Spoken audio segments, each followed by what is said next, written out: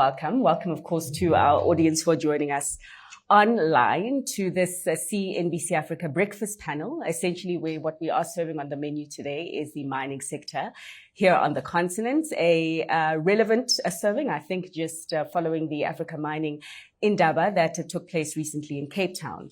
Out of interest, okay, so I know my panelists on stage were there, but out of interest, how many people in the room were in attendance? By a show of hand. Wow, okay, so quite a lot. And so that means that doesn't count. Okay, that does count. So you're watching CNBC Africa, but what that also means is that you guys can certainly add in and weigh in your comments or your inputs on the discussion that we are having here this morning. So as you would be aware, but perhaps for those who were not in attendance, the theme of this year's Mining Indaba was future-proofing Africa's mining sector for today. And as you know, a lot of the future-proofing essentially encompasses factors like technology and sustainability and the community in shaping Africa's mining sector for the new world. But those of you who were in attendance, even those of you who were attending virtually, were aware that this year's Mining Indaba did take place against a backdrop of heightened geopolitical tensions. Essentially, we walked into the Mining Indaba with US Donald Trump firing his first salvo, as it were, of tariff shots. And it really led stakeholders who were in attendance to ask relevant questions as to how big his artillery was this time around. And I think perhaps more importantly, ask themselves as stakeholders in the industry, from heads of state to the business people that were in attendance, both big and small, how best Africa, a continent rich in minerals that are used today and rich in minerals that are required for tomorrow, how best we could defend ourselves in the eventuality, of course, of a fully fledged trade war. So before we dig into that discussion, let's check out this video. It's a really quick video just to better set the scene.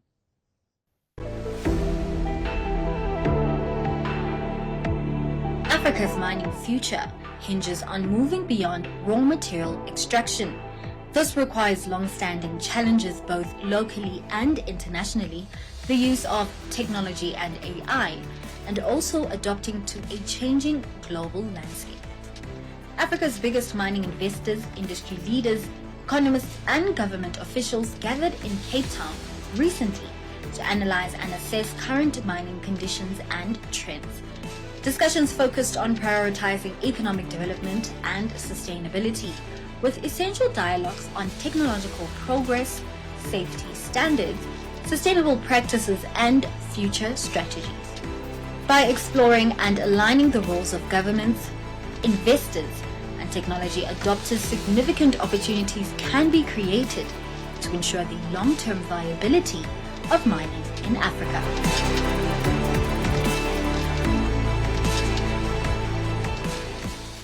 And so to help lead this morning's discussion, I am joined by stakeholders in the sector themselves. By way of introduction, the gentleman seated on my immediate left, Mr. Mzila Mtenjana, the CEO of the Minerals Council of South Africa. Welcome, sir. We also have Shirley Weber, Managing Principal, Coverage Head, Resources and Energy Sector at APSA CIB. Hi, Shirley. And seated next to Shirley, Dorosh Maharaj, Executive Head for Energy Infrastructure and Mining for Business and Commercial Banking over at the Standard Bank Group. Good morning. And last but not least, Dr. Alma Muller, the Executive Manager for Hydrometallurgy at Mintech. How did I do with the pronunciation of that? That was good. It was Morning. good. Okay. Morning. But I'm sure you'll do it a lot better than me. So thanks so much for your time. I do know that there's a whole host of things to discuss. And I know this because to pick on both you, Shirley, and Mzila, it was so difficult to get a hold of you guys in the 5 days of the Mining Indaba because they were just so busy. Mzila was telling me that essentially in the previous years, below 10,000, around 8,000 to 7,000 attendees. This year we had around 10,000. So I'm so glad that I have you guys here, and I know that there's a whole lot of issues to discuss that kept you busy. But maybe let's just start off with the elephant in the room and get it out the way real quick. And I start with the elephant, just given the fact that our mines minister in South Africa, Minister Gwede Mantashe, also started with the elephant in the opening address to stakeholders such as yourself, and he spoke about Trump. And so maybe if you can just share your reflections, Mzila, beginning with you, representing companies that essentially mine 90% of everything in this country and everything that goes out to the rest of the world. What were their sentiments? How are they feeling about the Trump factor as it does pertain to what the mining sector in South Africa it could look like in the next 5 years? Good morning, and thank you for the invitation this morning. So, I think the Trump factor is still evolving.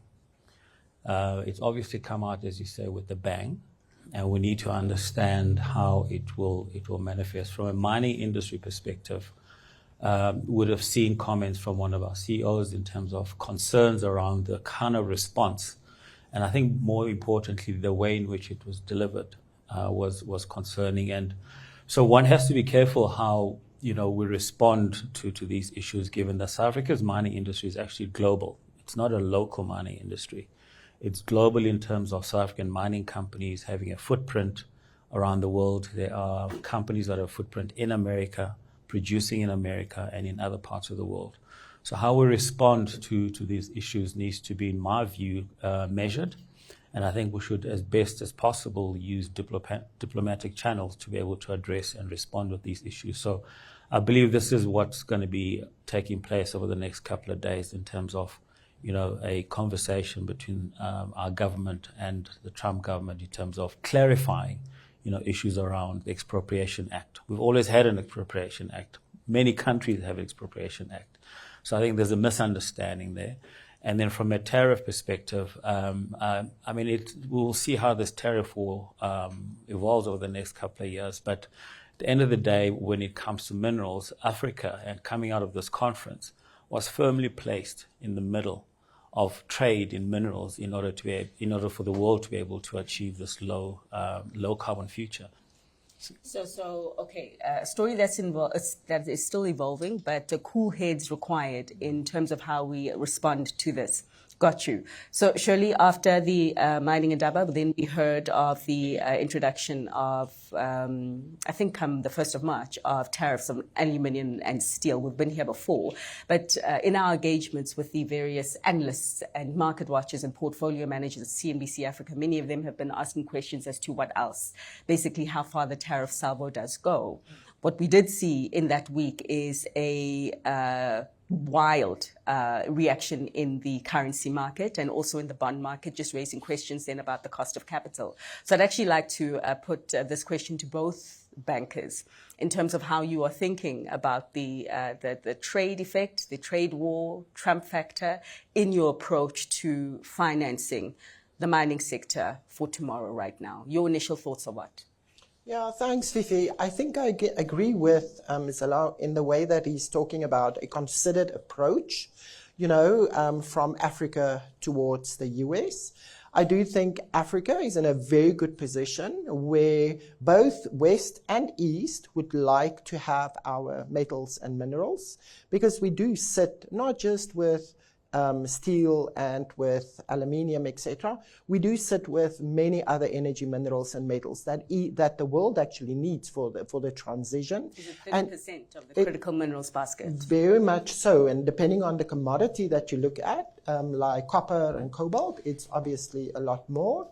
And so the world needs it. So if there's not a more of a diplomatic approach from the West to the African continent, there's the rest of the world that will take it up. How do we look at financing? Look, steel is going through a very difficult period at this point in time, and aluminium is obviously used for specific things.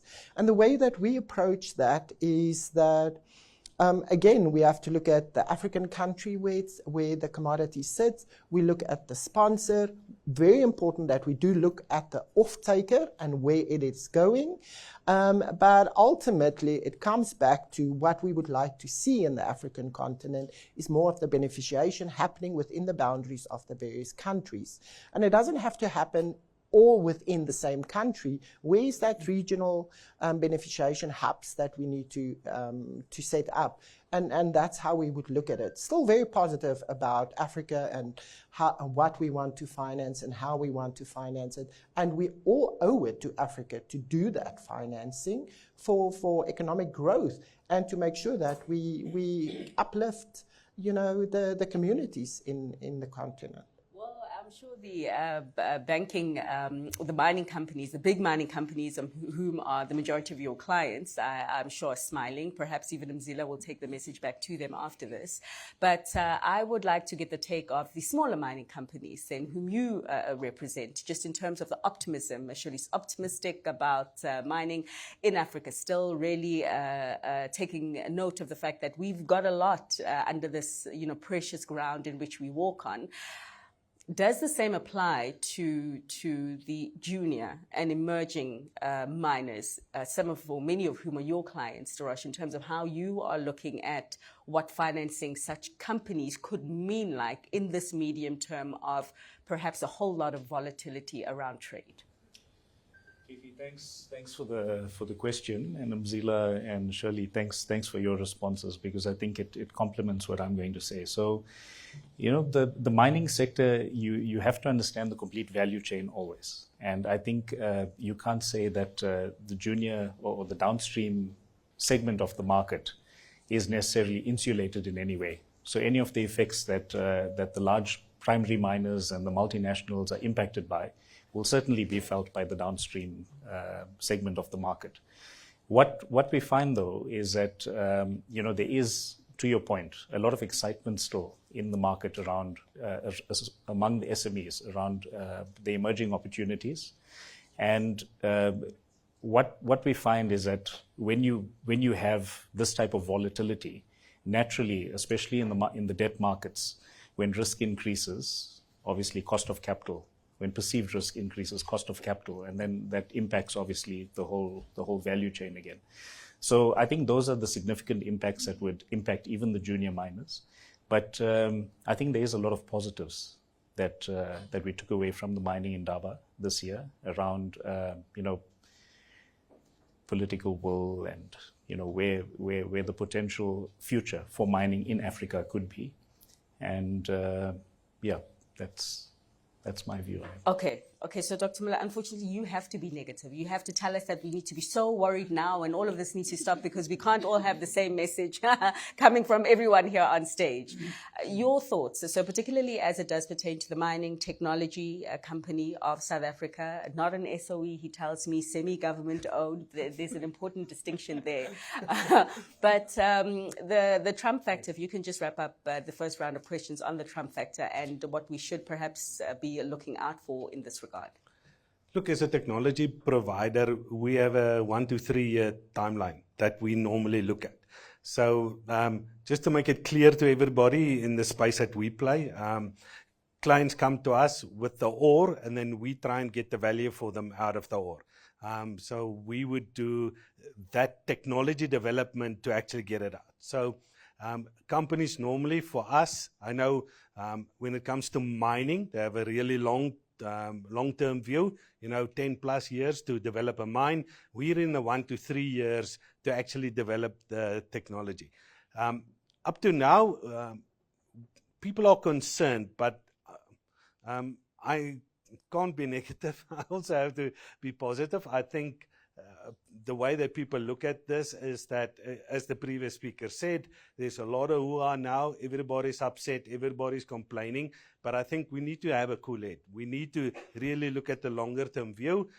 For me, the positive thing about what Trump is saying, and we've been saying that for the last couple of years, Africa, we need to stand together. We have it. The rest of the world, they want it. We need to work together now. This is really our opportunity to show that we are standing together and we are going to solve this thing together, the African countries. I think up to now, a lot of and maybe even the big mining companies are to blame for it, that they did a bit of a divide and conquer approach, where I think now the opportunity is, let's work together, let's stand together, and in the longer term,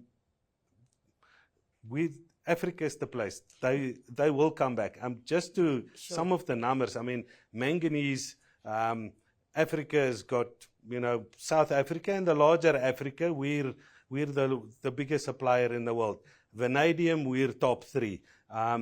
Copper, there's Chile, of course, but I mean, Africa is a huge contributor. Cobalt, Africa is number one. So the rest of the world, unfortunately, will have no choice. Sure. What do you mean by the divide and conquer approach? I think they would do different countries and different country strategies, and in some countries they would export ore directly. Some they would try beneficiation. I think as a unit, Africa now needs to say that we need to do a minimum beneficiation. We're not going to allow ore exports to wherever. It doesn't matter if it goes east or west. That the development now needs to be here. We need to get that downstream sorted out. We need to get the value from that. Okay, so 2 points I want to pick up on from what you said. So he's talking about this collaboration and a collaborative approach towards mining in this new world that could perhaps be a lot more divided than the one that we're coming from before all the elections. But he's also talking about beneficiation, which is something that the industry has been talking about for a very long time. So maybe let's just start off with collaboration, Mzila, and if you can just reflect the sentiment then of the mining industry regarding collaborating more within the South African continent, but also within the African continent, where many of the companies we've seen go fishing for new deals. And I think the concept of collaboration will evolve in different ways depending on the level at which you're engaging with it. So I was fortunate to have been also part of the ministerial symposium, which was held on the Sunday. And amongst other issues that were discussed, there was just the regional harmonization. So as a SADC region, or West Africa, or East, or Central, or North, each one of these regions actually, within itself, each of the regions, the countries need to work better together. And why that is important is that, when it comes to the topic of beneficiation, the issue is any one country within the region is not big enough to be able to consume all of the markets. So there's a need for exports as well. But if we can be a region and one region forms a market, you begin to see a huge shift in trade patterns. And a lot of what we produce in terms of the minerals and the beneficiated products then benefits those countries first. And with any excess then being provided to export. So that's a level at which we're now beginning to hear collaboration taking place. And I think that bodes very well for the continent. Now, to be able to do that, there's something else perhaps which you will touch on, is then what are the network of infrastructure that you need from an energy perspective, from a logistics perspective, because each country is a market as well for different products, and so you need to transport those products. You need energy to be able to beneficiate to the fullest extent where you can. And I think there's still huge opportunities for also not just South Africa depends on coal, but we've seen significant investment in renewables. We've got huge hydroelectric opportunities in the center of Africa and other places. And I think as countries collaborate within each region, I think a lot of these opportunities will manifest. So now, Shirley, when we talk about some of the infrastructure challenges, which we'll probably get into a lot deeper as we do continue, we talk about the aims and the aspirations for increased beneficiation. I mean, you're talking about, Dr. Muller, a certain threshold to say, okay, I don't know, you didn't mention a figure. What are we saying? 20%, 30%? Okay, let's not mention a figure, but you're talking about a threshold. So that will obviously need money, and this is where both of you come in terms of enabling that infrastructure to be put on ground, the manufacturing facilities to be built in order to properly add value to the minerals from the ground before they leave the country. So what is the thinking and the approach as financiers as to what you can maybe do differently as we are looking to do a future fitting of the African mining sector, and what it would take for you to do things differently? Look, I think we've got a very big opportunity to look at financing differently. Capital will follow sustainability, and I think that's the reality of our world these days.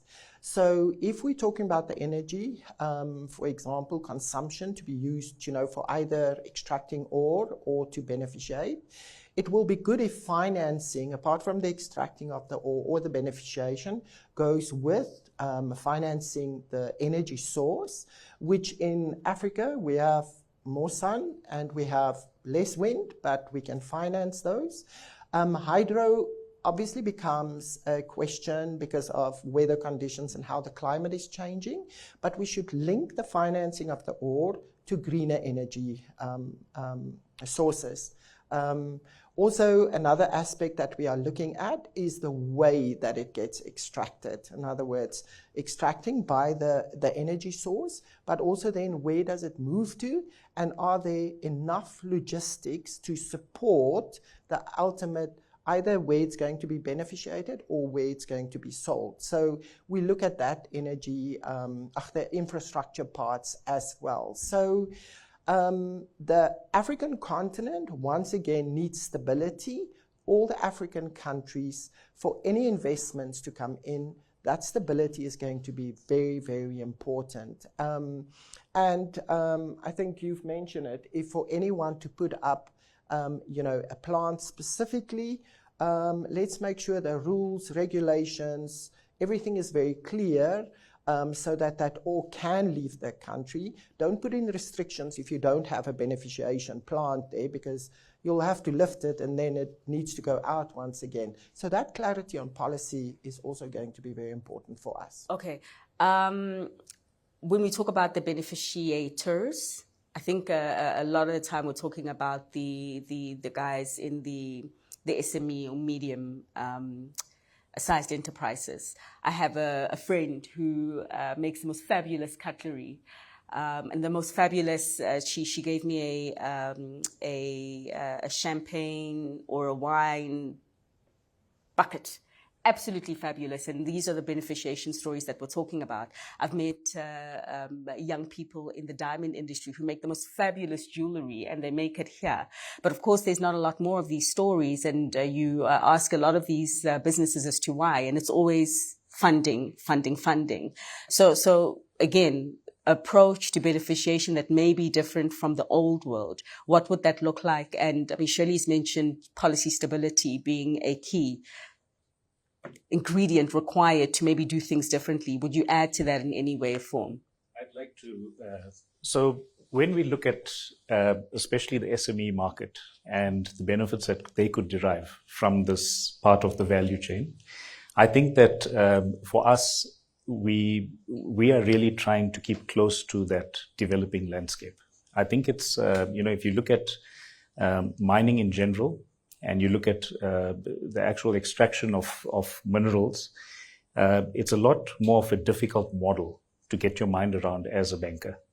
When you get to the point of beneficiation, I think it's something that's easier to solve for. But there are nuances to the environment that you have to keep close to, the regulatory environment, the volatility that may exist in the market related to those products. So for the SME market, something that we are keeping a key focus on is how that landscape's developing so that we are ready to respond in time. Once again, So I think it's a huge opportunity for us. Maybe something else. I've taken the opportunity to speak to a gold jeweler in Johannesburg to ask him, what does this market look like, and how do we get more, to the question that you ask. And one of the things that he mentioned is that, and I'll start from a perspective of it's important to have a perspective of the markets where you're going to sell these beneficiated products to, whatever they may be they industrial, consumable, or luxury. And I think from a South African perspective and an African perspective, the performance of the economy and the wealth of the population determines the nature of the market that is required to receive these beneficiated markets. So we're sitting in a bit of a difficult position as African continent, where we want beneficiation, but to a large extent, our economies and the people who live on the continent are still poor. And affordability of some of these beneficiated products is not possible. At the same time, we've got the minerals that we can exploit. And so there needs to be a long-term strategy that needs to consider how we eventually get to the point where a lot of the beneficiated products are actually consumed in Africa to a larger extent in order to maximize the benefit and maximize the value from these minerals. So there's some, and so it will have to be a staged approach to get into the point where as many of the minerals that we mine are beneficiated locally and consumed locally, which is really where we want to get to. In the short term, we have to get on a pathway of ensuring that the economy of each of the countries grows beyond, in South Africa, it needs to grow beyond 1%. We need to get to the 3.5%, 4%, 5%, 6%, where you then begin to see the impact of mining spreading throughout the economy and uplifting, the wealth of the nation. And that's where you then begin to see more people buying luxury ice buckets for their champagnes. Sure. Oh, it was a gift. Oh, okay. But to your point, 100% I agree. But then afterwards I say, this week, a couple of days ago, we had a story on CNBC Africa. There's this company that is investing, they say, Sub-Saharan Africa's first refinery. And it's actually, they're breaking it up into 3. They'll have one here in Johannesburg, they'll have one in Nigeria, and they're toying between Zambia and Angola. So they're saying that we need to do it now because of the period that we're entering in, where it's important for countries to have ownership of their supply chain and the predictability of that supply chain given the volatility. So I hear your argument in, terms of having that growth and ensuring that you have a market that's able to consume. But I wonder whether there is a different way that we can do it if we do have private sector individuals who are putting money in the ground right now, some private sector individuals. And maybe, Dr. Muller, you can share your thoughts here on how we best solve for this beneficiation gap or equation. Look, I think there are different levels of beneficiation. It depends on the mineral or the metal. For example, and this is pure hypothetical now. Say, for instance, South Africa's got a long-term view that we want to make batteries for electrical vehicles. We've got the manganese, the nickel, the lithium is available from Zim, for example. The cobalt, we do have cobalt in South Africa and it can be obtained from the DRC. The longer-term view would be, yes, we want to make electrical vehicles, we want to do the batteries, we want to make the electrical vehicles.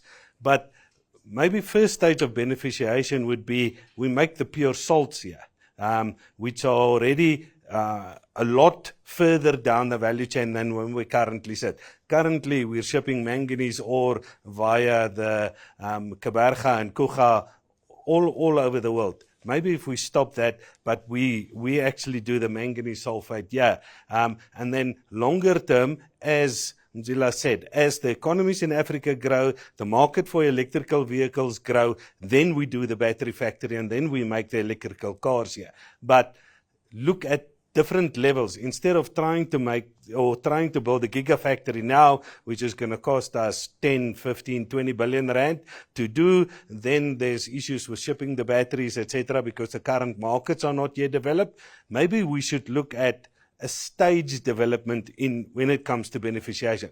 Gold is fairly easy. Copper, diamonds are also fairly easy because you quickly get there. We make the jewelry and we make the material of it. But maybe we should look at it in that sense as well when it comes to beneficiation.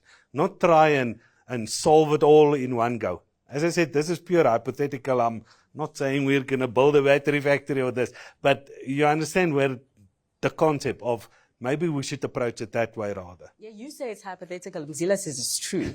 Shirley says true. Yes. You wanted to say something else. Yes, I want to give an example of where it's actually working. Without precious stones, and I mean, we have diamonds in South Africa, in Namibia, in Botswana, as well as a lot of things happening in Angola and Lesotho. So what we've seen as well is there are good cutting and polishing happening in all of those countries that I've mentioned, bar Lesotho actually. And what the requirements there was, South Africa initially, many years ago, were the hub of cutting and polishing, and then it disappeared.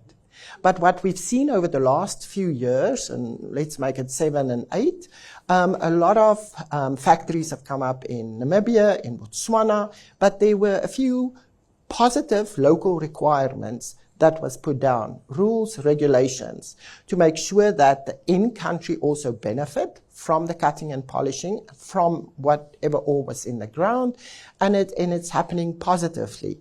Again, many of those stones cannot necessarily all be consumed within the boundaries of the country, and it gets exported. But and foreign proceeds will come in, which every country actually needs to obviously satisfy the other side of the payments. So there's good examples there. I think gold is easier, and we have platinum here where there's refineries, etc., and it goes out in a specific form.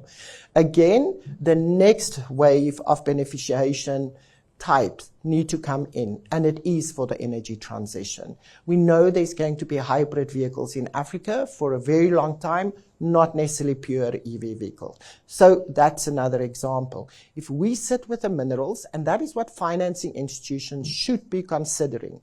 If we can finance power plants, if we can finance mining companies extracting, there's that middle piece that we are missing, and we should be focusing on it. But it takes a lot of capital, and it takes a lot of planning.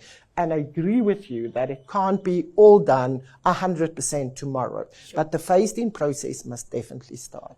And if to come in there, I think if we go back to the topic or the theme of the mining in Indaba, and I was fortunate to have been part of the advisory committee as well, where if you break down future-proofing Africa's mining today, and we come back to the topic on beneficiation. South Africa is a mining country. We're sitting in the middle of Joburg today, and yes, maybe a little bit further north in Sandton, but it was all built on gold. So the capability, the skills, the knowledge is all here.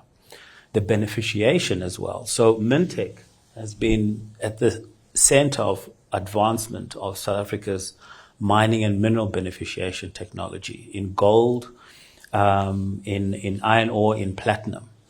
And so in as far as future-proofing South Africa's mining today, one of the things we do need to look at is, why are we losing ground in areas where we have been beneficiating? We're sitting today with one of our largest steel manufacturing companies about to close down.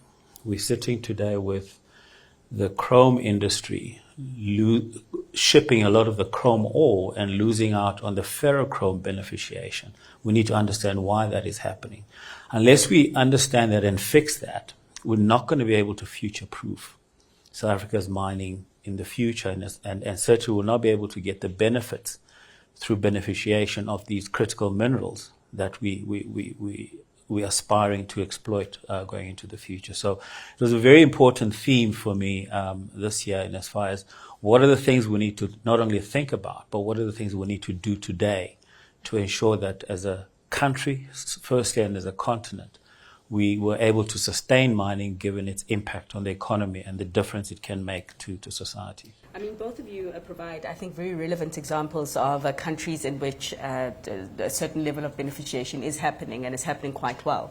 What comes to mind is maybe the Botswana model, because it was a big deal at this mining Indaba. The deal finally inked between De Beers as well as the government of Botswana. And I do wonder if there are any lessons that can be drawn from how Botswana does things with what can be applied here, just bearing in mind that, of course, not one size shoe fits all feet. But I'm going to ask you to pause for a second. You see, you never spoke to me at the mining Indaba, and you clearly had so much to say. But is there anyone in the room who'd like to provide any input at this stage, maybe share some reflections on some of the topics that we have touched on, or can we continue? Anyone but my boss, who's the head of... No, sure, Godfrey. Can we just get a mic? And there's a gentleman here in the front as well. Hi, everyone. My name is Ian Chauke. I've been attending the mining Indaba for the past, many years, 5 years, of course. And I think the best one that I've attended was last year, when the president of Zambia spoke about, he installed inspiration and confidence and investment in Zambia in particular.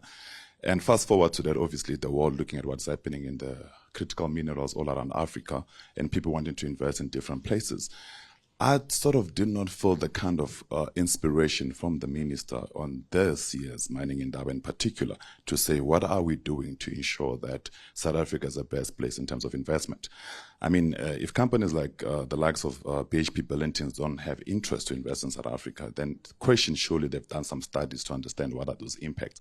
I mean, you look at what is happening in Transnet. We can mine as much as we can. We have the expertise. The question, can we get the minerals out of South Africa? I mean, the ports are congested as we speak. So no matter how... better. Yeah, it's not how it's as good as it should be, but just speaking, I mean, we had the Transnet chair on saying things are getting better, but I'm sure you'll weigh in there.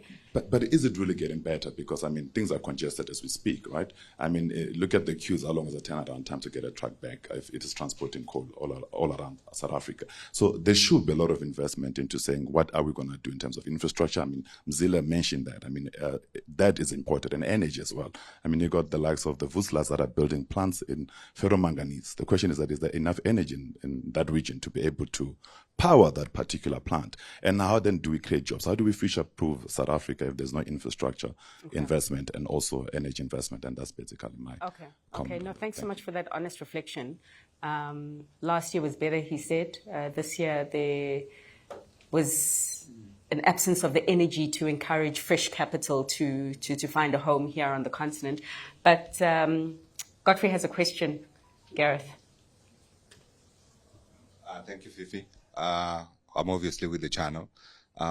It's more a comment as well as a question. I thought what I didn't hear when you guys were talking about beneficiation was another conversation that's been had around beneficiation and the fact that as a continent we do not have large enough markets. How about the story around building the regional value chains? Where does that fit into all of this? Brian Molefe, years ago, I think it's more than a decade ago, I remember interviewing him, and he was lamenting the fact that you've got the copper that's coming down the DRC through Zambia, through South African ports going on to China, as well as the iron ore from South Africa going to China and then coming back beneficiated. When do we begin building those value chains? Who does that? And would you guys be financing it? So I think the two comments, the comment and the question are related. And this was a big topic during the ministerial symposium around the issue of infrastructure. But I think also in terms of a single market in as far as, let's just talk about SADC as a market. So I think what really crystallized this year for me with the mining Indaba amongst the ministers who were there was, I think, the opportunities that lie to a regional perspective and a regional approach. But it's going to take a huge shift in mindset from everyone, be it operators and particularly from governments, because we've seen how with the scramble for Africa, each country is looking after its own and you know, the restrictions that they're placing on exporting. And so there's a need for governments to actually begin to think global in how the mining industry fits on the global landscape. And therefore, within SADC, you know, by way of example, I was just sharing this with a colleague, and I'll call him a colleague from government, that you look at the PGM sector. Zimbabwe, South Africa, two of the largest producers of platinum group metals outside of Russia and a little bit in America. But South Africa sits, I think, at the moment with excess refining and smelting capacity. So what are the arrangements that can be made between the two countries to maximize mining in Zimbabwe and South Africa in order to fully utilize the smelting and refining and then the benefit sharing from that? Similarly for chrome. And so this is where we can begin in small measures looking at, you know, how regionalization can take place. The same can be said in terms of hydro. And this is the Inga project has been a potential project probably for the most part of all our lives in this. And that's a project which, if you look at, you know, the need for clean energy inputs, that would mean that a lot of the minerals that we produce and the beneficiation is actually done through clean energy. That then opens up global markets, especially in Europe. And so this is where the ideas are, but we need to now, and this is where the topic again comes back, to future-proof mining and supply of these commodities today. That thinking needs to be translated into action today. Okay. So before you touch on Ian's point as well, maybe about the the soil, the readiness of the soil to invest further. Dr. Muller, maybe you can also weigh in terms of what Zila was talking about. Excess refining capacity, excess, is that the situation at Mintech? If that's the situation, are you guys having conversations with some of your partners elsewhere in the continent in terms of strengthening these regional value chains? Where do you lie here? Look, yeah, we are we are doing developments for companies, organizations up into Africa. So we are trying to strengthen that we work together for the greater good of everybody. But my comment on that is that government has an important role to play, and I think the sooner they realize that with all of these things that we're talking about, if the infrastructure is not there and the legislative calmness and that companies have confidence in getting into a country, and that these guys have confidence that they can fund that, nothing is going to change in the next 5 years when it comes to laws or the legislative framework, that all of that is stable, everything is sorted out, and then I'm sure these guys will be a lot easier for them to actually convince their principals to put the money there, get the beneficiation done, develop further, and get. So for me, the role of government is really big, that we need to get that part sorted out as soon as possible. And because the technology is there. I mean, Mintech is, let me advertise Mintech a bit. We're 91 years old this year. So we've been in the uranium, gold, battery materials. We're doing a lot of rare earth work. The technology, the skills, we have it. We can do it. So that part for me is not where the bottleneck is. Okay. And we'll touch on policy, but the bankers then, the financiers, Dorosh, maybe to begin with you. Your thoughts here in terms of this conversation on regional value chains. Thanks. I want to weigh in a little bit on the earlier comments as well. So okay. I think, when you look at South Africa, you look at the African continent, and you look at the critical minerals where we have we have an abundance. I think having that policy scope of each commodity, this is the full value chain, and this is how we need to set up the relevant infrastructure and the relevant support to ensure that there develops a bustling economy around that, across that entire value chain. So, that's the ideal. You want to get there, and I think that should be the intention. And I think we're starting to see it shift in that direction. But at the same time, looking at it on a more micro level, you can also, so areas that we're trying to explore are discussions with local governments to find out, with local governments, how do we collaborate to support that vicinity? How do we engage with the larger corporates in that area that operate, and the SMEs, create that collaborative, platform, so that while we're waiting for the perfect picture to emerge, we leverage what we can, and we create a more of a protected market around the areas where we have this abundance. So I think, if we can, the bankers would find a lot more comfort if we can start, developing those collaborative environments where we know, especially, and I speak from an SME perspective now, where we know that support to the SME market exists, that mentorship exists. We had a lot of discussions at the mining Indaba, and the key theme that comes through is that it is hell of a difficult for the SME market to break into mining and to develop and to become a flourishing business. And those that do, they really deserve the accolades. But it is a difficult journey. Okay. And I think we'd see a lot more success stories if we can get that right from an infrastructure and system perspective. Okay, so more than money needed, of course, but it seems as though everything is tying down to policy.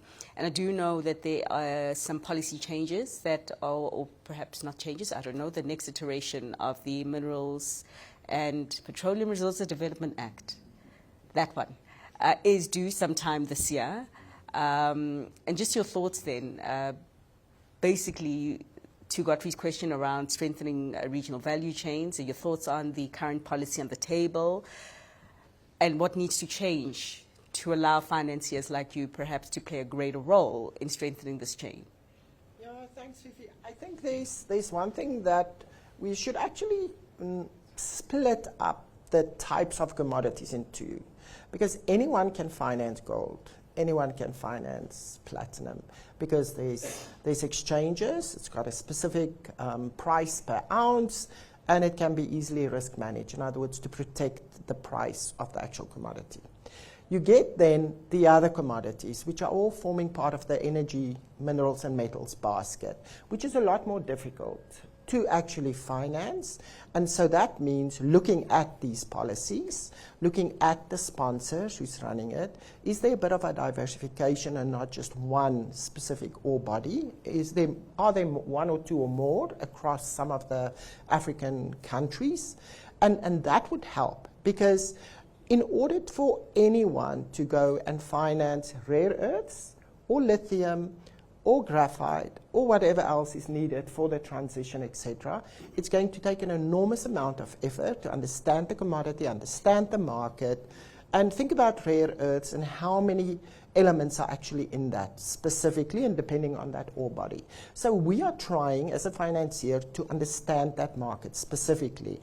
And we are a firm believer, if we can finance a big mining project, why can the bank, as part of SMME financing or enterprise development support, not look at the suppliers into those mining projects to support them as well, which will help communities and economic growth, etc. So that's what we try and do as well. But it starts at the mining project, whoever then supplies into that mining project, for example, but the gap is still, like Godfrey said, the gap of beneficiation. And again, if it becomes gold and platinum, it's going to be very easy for everyone to do that.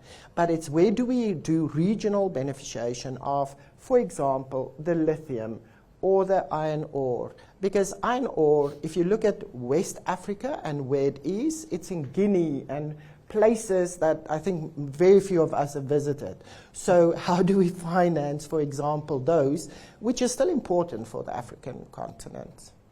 It's a very important point that is being made here around financing, because if you look at where we find ourselves, there's flurry of activity in critical minerals as a specific category, but we're not seeing an equivalent flooding of capital towards that. And you've got to ask yourself, why are financiers sitting on the sidelines? You know, and it's really the hot metals that are actually attracting financing. Gold, to a large extent, it's always been, and copper, to a large extent, and to a lesser extent, perhaps all the others.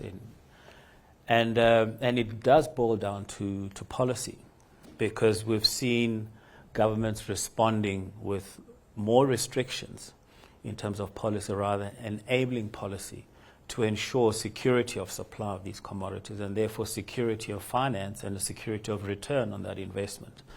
And so the policy environment is quite important, and also given the fact that we've seen a dearth of investment in exploration in mining. So there's a need for financing to flow into exploration, to find these commodities, to then convert them into mining, and that whole process also needs to be addressed in terms of how long it takes. So that you also provide confidence and increase the sentiment towards financing. And so this is one of the things we're looking at as a Minerals Council in terms of, you know, the possible changes to the MPRDA. Firstly, it needs to look at the fact that, you know, whether from exploration or during mining or post-mining, it is predictable in terms of what changes are going to happen. And to the extent that there are changes in the law, it's not changes that are going to potentially destroy value that has already been invested, be it in the case of, you know, a huge increase in taxes, or huge demand for government to earn more in terms of ownership. There needs to be clarity around, you know, what still remains to be the imperative for transformation in South Africa.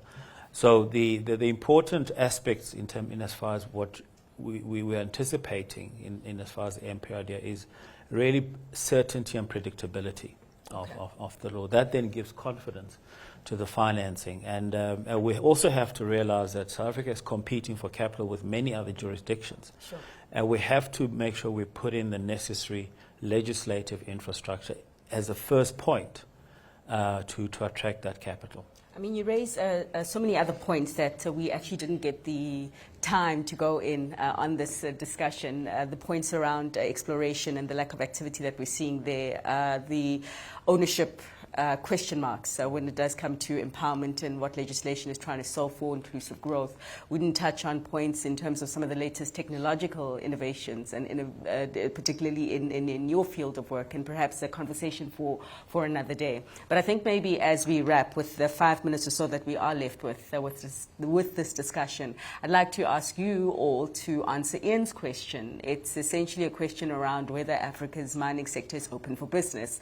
He told us that he felt it a lot more last year with the presentation from Zambia's president, who wasn't here this time around. President Hichilema wasn't here this time around, no. Or maybe he came because the ministry was, yes, and we're actually hoping to get the ministry on this panel, but I'm sure duty called elsewhere.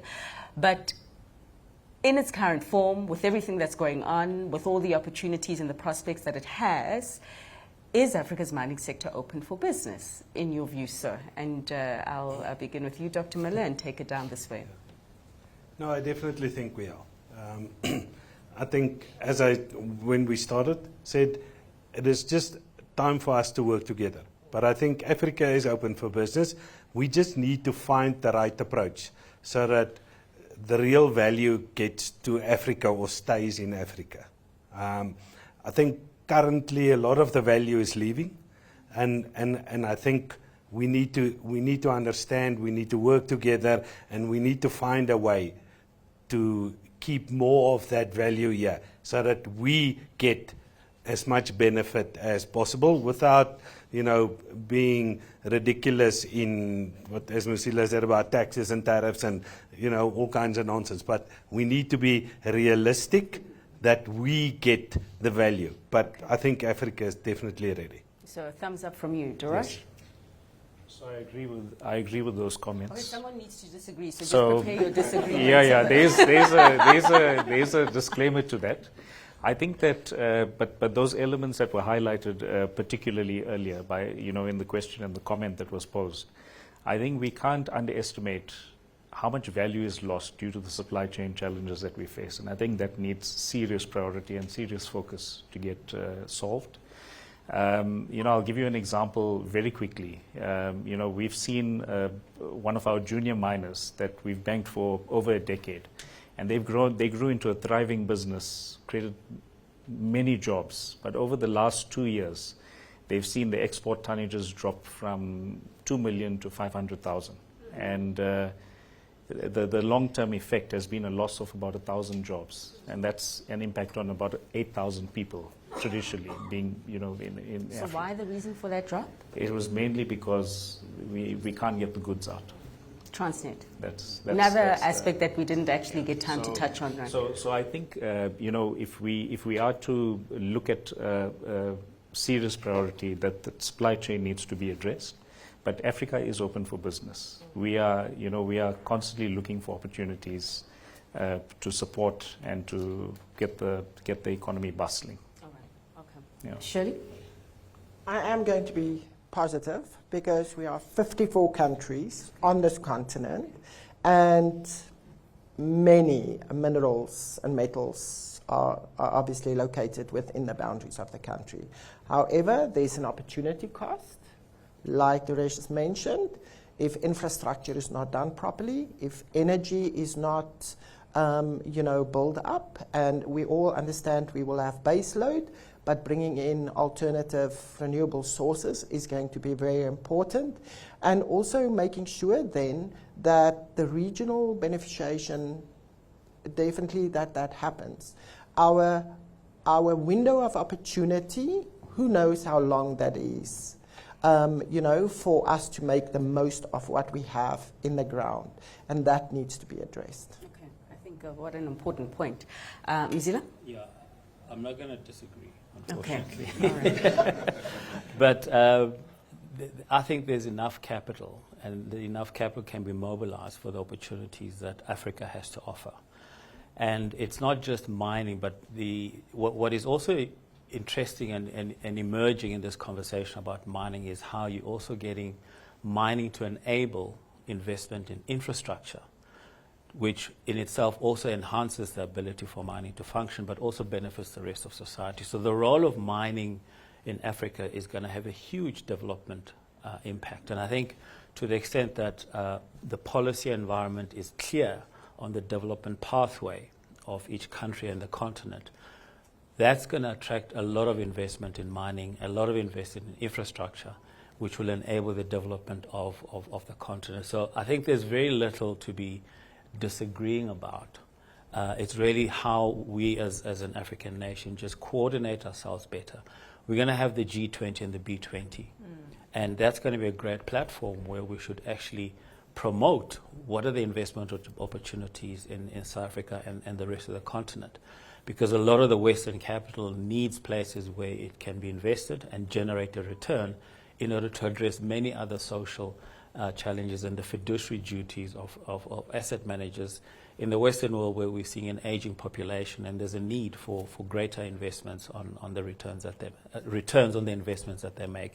Sure. And I think Africa can provide that. Sure. Just a bit of color on the mining-related infrastructure investments you made reference of. Is it 275 billion rand or so that some of the companies in the Mineral Council have by way of deals in the pipeline with infrastructure and renewable energy? Right, yeah. Okay. Significant. Lots of billions. Yeah. Billions. Lots of zeros. Lots of billions.